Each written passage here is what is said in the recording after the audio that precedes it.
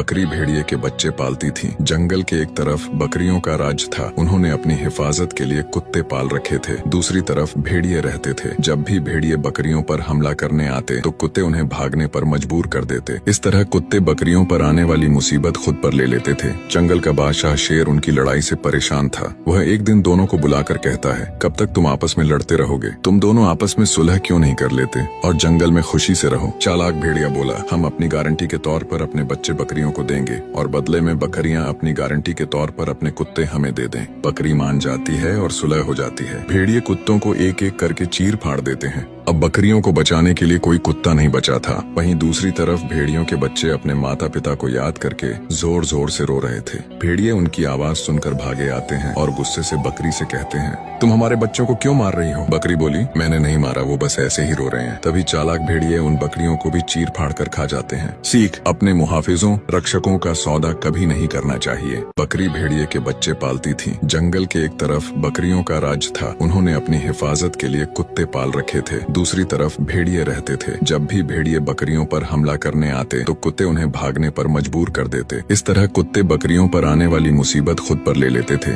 जंगल का बादशाह शेर उनकी लड़ाई से परेशान था। वह एक दिन दोनों को बुलाकर कहता है, कब तक तुम आपस में लड़ते रहोगे? तुम दोनों आपस में सुलह क्यों नहीं कर लेते और जंगल में खुशी से रहो? चालाक भेड़िया बोला, हम अपनी गारंटी के तौर पर अपने बच्चे बकरियों को देंगे और बदले में बकरियां अपनी गारंटी के तौर पर अपने कुत्ते हमें दे दें। बकरी मान जाती है और सुलह हो जाती है। भेड़िए कुत्तों को एक एक करके चीर फाड़ देते हैं। अब बकरियों को बचाने के लिए कोई कुत्ता नहीं बचा था। वहीं दूसरी तरफ भेड़ियों के बच्चे अपने माता पिता को याद करके जोर जोर से रो रहे थे। भेड़िए उनकी आवाज सुनकर भागे आते हैं और गुस्से से बकरी से कहते हैं, तुम हमारे बच्चों को क्यों मार रही हो? बकरी बोली, मैंने नहीं मारा, वो बस ऐसे ही रो रहे हैं। तभी चालाक भेड़िए उन बकरियों को भी चीर फाड़ कर खा जाते हैं। सीख, अपने मुहाफिजों रक्षकों का सौदा कभी नहीं करना चाहिए।